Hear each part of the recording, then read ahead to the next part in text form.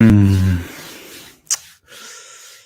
Ladies and gentlemen, no slander, no bias, and I'm going to try and be as emotionless as possible away from this topic. I want to just have a real conversation about Mykhaylo Mudryk, and I hope you guys understand what I'm trying to say, and I hope you guys can provide comments, you know, whether supporting the discussion or going against it, whatever the case is. I'm not here to joke around. I want to have a serious talk in regards to Mykhaylo Mudryk. And let's see what you guys have to say about this. Let's go. All right. Here we go, back again on the other side of the coin. All right, welcome back to the other side of the coin, ladies and gentlemen. As I said, the time for jokes, the time for banter, all of that is gone. It's now time to talk very seriously in regards to Mykhaylo Mudryk, and no sarcasm, no sarcasms, and no foul, bantering or joking. As I've already said, proper. Let's sit down and let's unpack this situation, which is becoming somewhat worrisome. And for certain people, maybe it's not worrisome. For certain people, maybe they're quite cool about it. But I'm going to try and unpack this from many different perspectives. First, we're going to look into the performance that he had against England. We're going to talk about that. Then we're going to talk about Mykhaylo Mudryk, the Chelsea player. We're going to talk about Mykhaylo Mudryk prior to being a Chelsea player, what he's been up to. We're going to talk about Mykhaylo Mudryk as a football, as a person outside of football. Him being from the background of Ukraine and the war, how's that impacting him? His love for gym, is that a bit of an issue? All his online shenanigans as well, that we saw last season. We're going to talk about everything, right? And then we're going to try and figure out what's wrong with Mykhaylo Mudryk. Basically, that is what I'm going to try my level best to try and answer. Now, firstly, as I said, Ukraine versus England, specifically Mudryk versus England. Ukraine versus England, top result for Ukraine, but let's be honest, Ukraine predominantly just defended, looked for the counterattacks. England pretty much had all the possession, they were dictating the game, but they just couldn't find that winner, right? Now, Ukraine goes on a lead. First half, Mykhaylo Mudryk, ladies and gentlemen, 6 touches. We're going to look at the stats very soon, but I want to just talk about the match first. And this is for everyone that has watched this match. And I'm not having this video based on just yesterday's match. I want to talk about everything, right? But first, I want to start things off with this match. 6 touches from Mykhaylo Mudryk in the first half. And I'm not entirely blaming Mudryk for this because Ukraine were not set up in a way where they were even interested to win the ball back. They just wanted to soak up pressure and they were looking for counter. As soon as they went 1-0 up, it was even more clear that all they wanted to do was just soak up pressure. And whenever they found the counter, they were really, in my personal opinion, was using Mudryk as a decoy. I felt that they were using him as a decoy. Now, there's quite a lot of people that have been saying, no, Miz, they just don't prefer to pass to him. But I felt that his runs, his movement was there to somewhat keep Kyle Walker preoccupied so that the attack can come from the right side.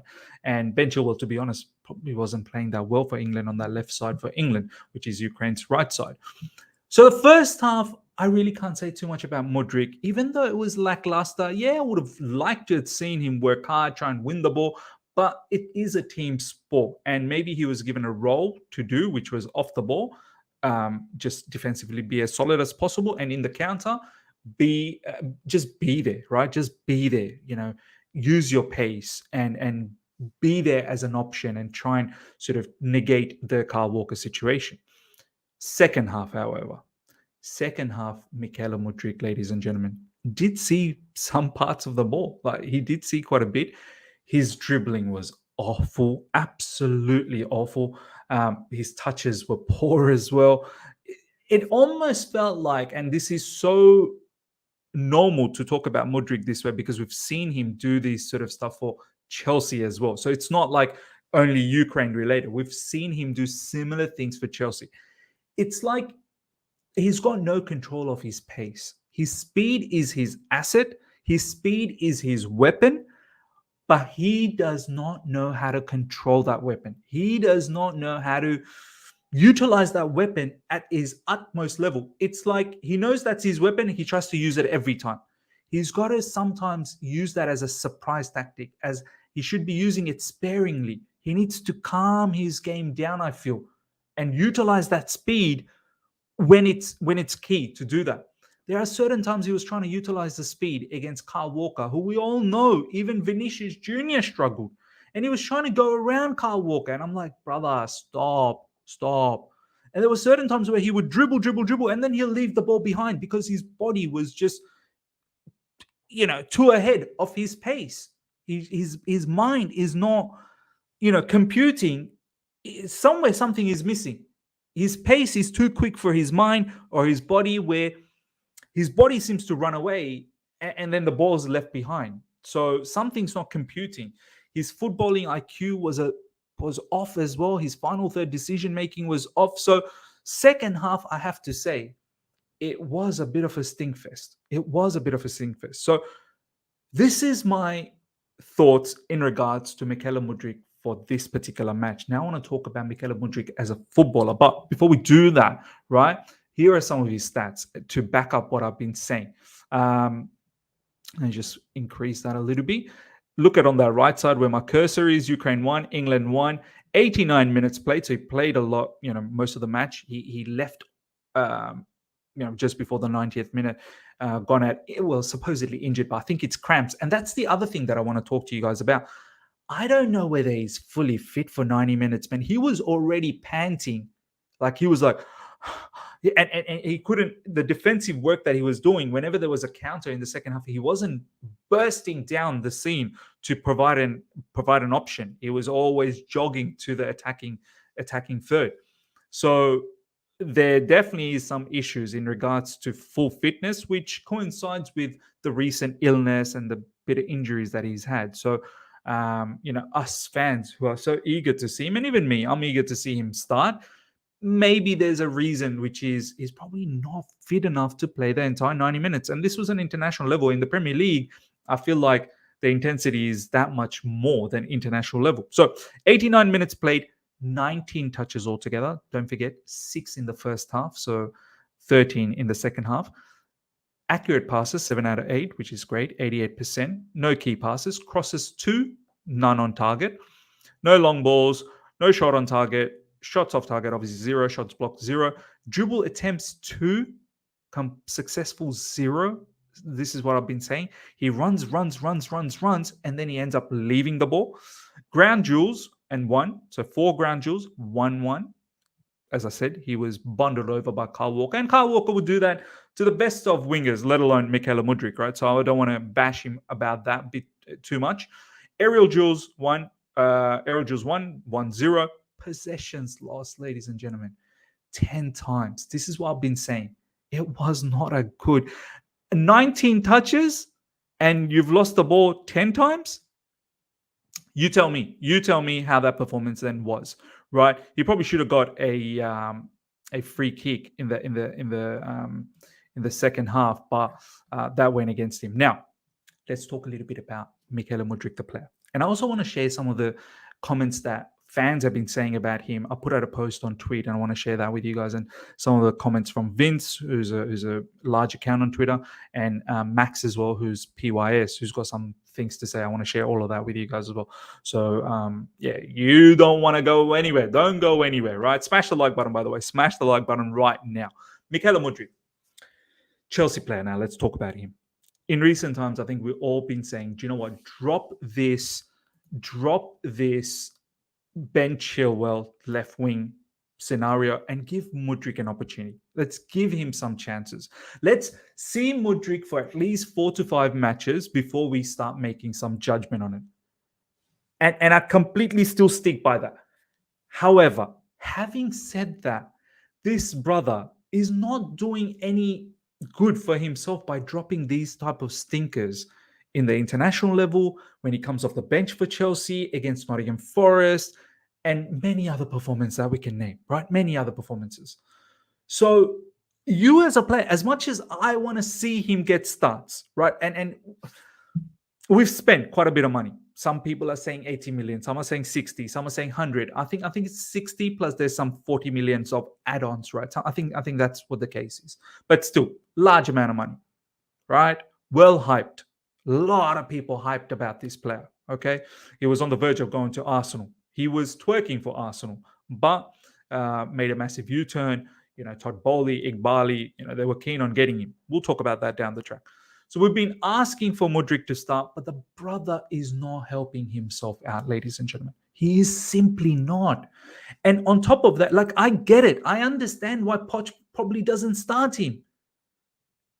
His performances like this probably don't warrant to get a start. Now, it's not just the Ukraine. I'm talking about the Chelsea ones as well. I know some of you guys probably will say, but yeah, it hasn't had starts. It's very difficult to come off the bench. But you got to make something out of those bench performances. You just got to.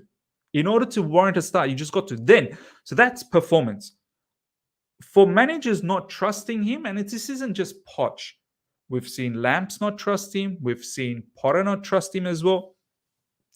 There's probably something about him in the training sessions or his inability to maybe take the instructions is probably what's stopping him as well. We have to ask the question, why doesn't he start?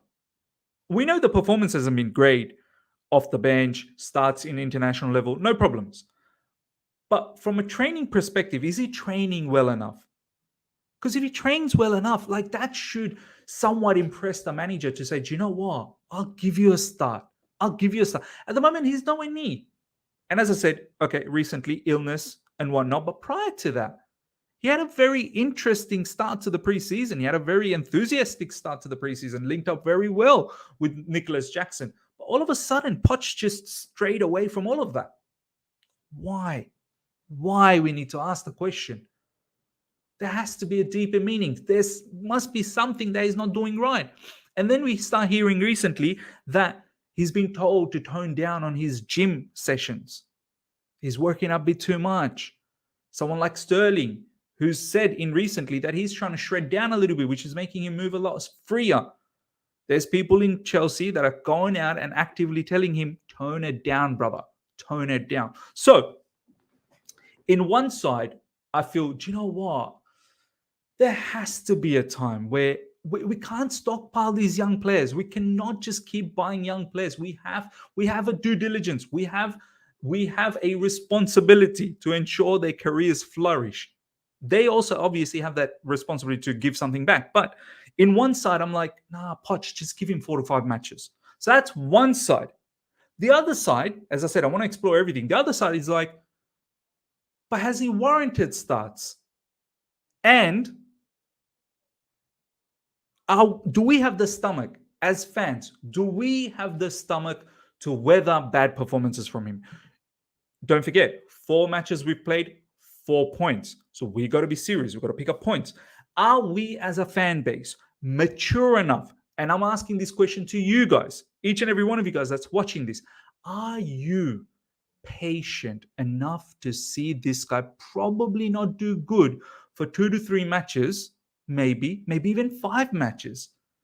Do we have the stomach to take those performances if the total performance for the entire team keeps going south? It's all hunky-dory if we win. That's great. Continue on. But if the results don't go our way and Mudryk is also dropping stinkers, do you have the stomach to stick it out? Me personally, I don't know, man. I don't think I will. If I see the level of performance that he put on for Ukraine, right? And I get it. It's England. It's tough. But if I see dribbles and he's leaving the ball behind, he's getting bundled over. If I see that for Chelsea, maybe I can tolerate for 1 game, max 2 games, just so that I can see him, so that in order to judge him, that, I need to give him game time. But after the 3rd game or the 4th game, I'll probably start thinking, do you know what, Chelsea, enough with the experiment. We need to pick up points. As I've always said, Chelsea's remit, and this is why I get worried about bringing all of these young players. Chelsea's remit is not just building young players. We've got to be in and thereabouts to win trophies. I'm talking about win the Premier League this season, but, at least make it to Champions League qualifications positions. And that itself is going to be so difficult. That itself is going to be so difficult. So I understand both sides of the argument here. There's an argument for him to start and so that we can properly judge him. And there's an argument that why should he start? It doesn't warrant starts. So now it's really up to Poch. What are you going to do about this guy? But if this trend continues until January, where he doesn't get enough game time, and to be honest, there's stats flowing around that he's barely played enough games, all up in his, club career, footballing career. He's not played enough games either. He hasn't started at all. Like, I think probably a handful of games for Chelsea. All up, he's probably got very few number of minutes as well. So what is Poch going to do? What is Poch going to do to get the best out of this particular player? He is 100% raw, ladies and gentlemen. Now let's talk about the player himself. He is damn raw. He is damn raw. He's not a polished product. So far from it. The footballing IQ's got to get better. Touches have got to get better. Passes have got to get better. So many things have got to get better. All he has now is pace. That's all he really has is pace. But pace with no substance is no good. You rather slow your game down a little bit. Put some substance around it. But as I said, I want to explore everything. I get it. Him as a player, Ukrainian background, war in Ukraine, got family in Ukraine. All of that, I'm sure, plays a part in his life. All of that probably won't be settling. All of that will be difficult to overcome and focus on matches. I completely get it.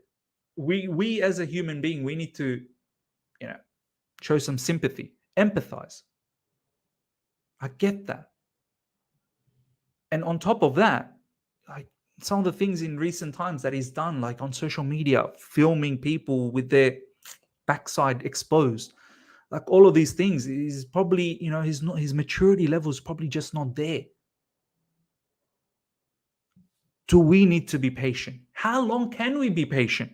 All of this stuff is so, so important. And then on top of that, don't forget, ladies and gentlemen, I mean, I know he's a Chelsea player now, but he was really wanting to go to Arsenal as well. So all of that, has he gotten over all of that? So it's massive. Let's check out what Vince had to say about this. Mudryk situation is a bit complicated. He's 22 and people think he should be clean, not raw, but he has less than 100 pro games, 67 club appearances, and 11 cup caps for Ukraine, according to Wikipedia. That means he needs a lot of games to play to clean his skills. It's not his fault. It's the consequence of his career path. The thing is, I feel he moved to a big club too fast. He needed to ramp up games at Shakhtar. This guy has immense tools to become a scary player, but he's a player who isn't comfortable in a high-pressure environment. The good thing is that he's a humble fellow and isn't scared of taking a step back to get better. He has a good work ethic too. He may need a loan to a club where he's going to play every game. He be seen as an important player and feel no pressure. I can comfortably say that could have that he could have Salah level of transformation because the skills are there, but they are raw, and only a consistent run of games will clean that. Like I have said in the past, no matter what Chelsea do, they should hang on to Mudryk. So look, yeah, some parts of me definitely thinks let's hang on. The raw talent's there, but is Chelsea game enough to bring, fine tune that raw talent and turn it into something substantial? This is where Poch will have to balance between his targets and then also developing this player as well. This is what Max had to say, which is PYS, by the way. I don't understand how fans can be asking questions like, how much patience do you have left? He's only played one whole 90 minutes for us. His journey hasn't even started. It's up to Poch. Now, we got told he'd be great for guys like Mudryk. Let's see actions, not words. And I want to share with you guys what I tweeted out earlier today, just so I can give you guys some background into what other fans have also been saying. I tweeted out saying, give me your genuine thoughts around Mudryk. What's his level now? Will he make it at Chelsea? How long are you willing to stay patient? Are you worried? Please, you guys as well. answer all of this stuff in the comment section. But let's check out some of the comments here. Some really, really interesting comments. Obviously, we know PY is the stand, so we're not going to touch on that. We've got here Gulamuddin saying his level now. Answer, not Prem level. Will he make it at Chelsea? Answer, absolutely not. Patience? Answer, patience is running out, but I'd still give him 15 months. Am I worried? Answer, yes. We've been scammed. And then a few other people have been saying, I'm worried. Did you watch him today? What is he good at? He's obviously not ready to play for Chelsea at the moment. Ahmed, some positive note here. He's small Mario. Give him consistent game time and he'll eventually get the mushroom to get bigger. Keep him on the bench for 10 minutes of play. He'll stay at the same spot. Very interesting analogy there. Patient over what minutes?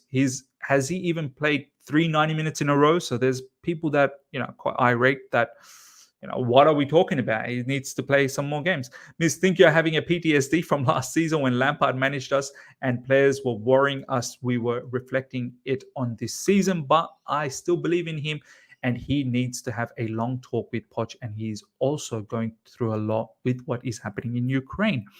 People are going on like he's the most expensive signing in history. He cost 60 million. Yes, it's a lot, but we've had big money flops before. If he proves to be a flop, he won't be the first and certainly won't be the last. Give him at least till the end of the season before calling him out. So yeah, ladies and gentlemen, look, we've gone through a lot. You let me know. It is a delicate situation. What do you do with Mykhaylo Mudryk? What is wrong with him? There seems to be a player there, but probably quite far away. Do we have the patience? Do we have the stomach to see this out? Dropping stinkers after stinkers. Yeah, the patience run out. So you let me know, ladies and gentlemen, how you feel about everything. Smash the like button. If you're here for the first time, subscribe, hit the bell notification to stay in touch with all my content. And I can't wait to read some of your comments. I think this is going to be interesting. Until next time, see ya.